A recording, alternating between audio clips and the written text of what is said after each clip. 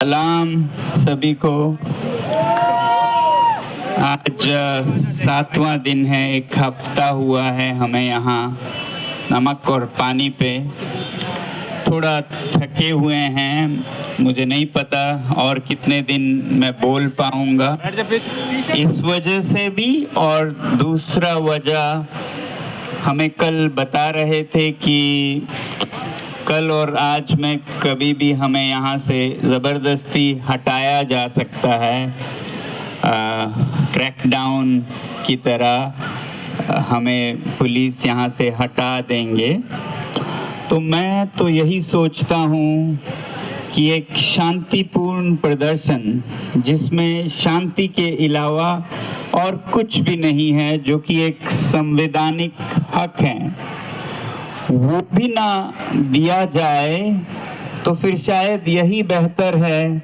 शायद यही जगाएगा देश को कि हमारा देश कैसे चल रहा है। शायद हमारे यहाँ होने से हमें इस तरह ज़बरदस्ती हटाया जाना ही देश को जगाने में ज़्यादा कारगर होगा।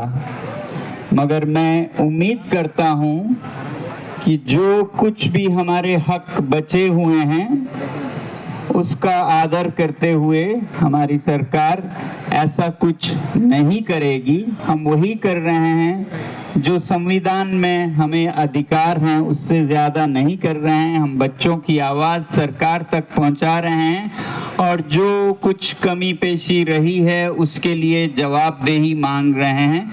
ये तो होना चाहिए, इसके लिए तो पुरस्कृत करना चाहिए। जैसे हमारे प्रधानमंत्री कहते हैं कि क्रिटिसिज्म तो लोकतंत्र की जान है, तो हम बल्कि क्रिटिसिज्म भी क्या अपील कर रहे हैं कि जवाबदेही लाई जाए।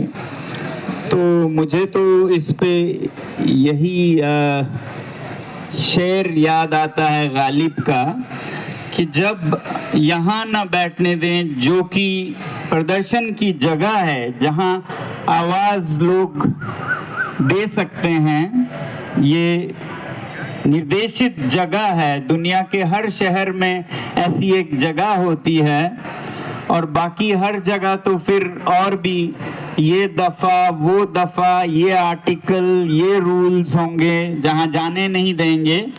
तो गालिब ने किसी और संदर्भ में कहा था, जब वो मस्जिद में पीने लगे तो मस्जिद में ही पीने दे गालिब, या कोई ऐसी जगह बता जहां खुदा ना हो। तो हम कहते हैं जंतर मंतर पे ही रहने दे सरकार, या कोई ऐसी जगह बता जहां दफा ना हो। और ऐसी जगह है नहीं, यही निर्देशित जगह है, तो यहाँ न रहें तो कहाँ। और फिर ये कलंक बनेगा देश पर, बल्कि अंतर्राष्ट्रीय स्तर पर भी, कि यहाँ शांति से प्रदर्शन कर रहे, अनशन कर रहे लोगों को जबरदस्ती हटाया गया। ये एक अंतर्राष्ट्रीय समाचार बनेगा और अभी तक हमने इसे अंतर्राष्ट्रीयकरण न करने की पूरी कोशिश की है। तो दूसरी तरफ राष्ट्रीय स्तर पर यही शायद लोगों को जगाएगी, ये हमारी उम्मीद है और यही हमारा संदेश है। अगर हम यहाँ रहते हैं तो भी मैं कितने देर आप लोगों से बातचीत कर पाऊंगा ये कहना मुश्किल है, मगर जितने दिन भी यहाँ हैं मैं अपील करूंगा कि आप लोग आते रहें और बड़ी संख्या में आकर अपने ही जीवन के लिए, जो युवा हैं अपने ही भविष्य के लिए, और जो बड़े हैं अपने बच्चों के भविष्य के लिए एक ऐसी मांग करें जो आने वाले सालों में, जो शायद आप पर नहीं बीती हो, जो इन 20 बच्चों पर बीती और उनके माता पिता पर बीती, वो आप पर ना बीते।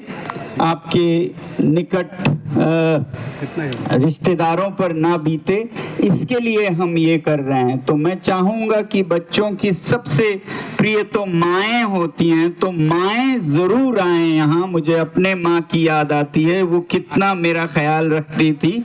तो जिन माँओं के बच्चे हैं अभी 6वीं कक्षा में, 8वीं कक्षा में, 10वीं, आगे उनके बच्चों के साथ यही ना हो, इसलिए मैं अपील करूंगा कि माएँ तो ज़रूर आएं। नहीं तो आप शायद यही सोचते रह जाएंगे ये तो उन बच्चों की बात है, हमारे साथ तो कुछ हुआ नहीं। याद रखिएगा, यही चीज़ कुछ सालों में आपके बच्चे के साथ भी हो सकता है, मगर तब तक इतनी कठोरता आ चुकी होगी सरकार में कि कुछ नहीं बिगड़ता है और कोई शायद आवाज़ भी ना करे अगर ये नाकामयाब हो जाता है, असफल हो जाता है। तो इसी अपील के साथ, क्योंकि मैं ज़्यादा बोलूं तो थक जाता हूं, मैं आप लोगों को फिर धन्यवाद करता हूं। जो यहाँ आए हैं, जो आएंगे, उनका भी धन्यवाद करता हूं। धन्यवाद।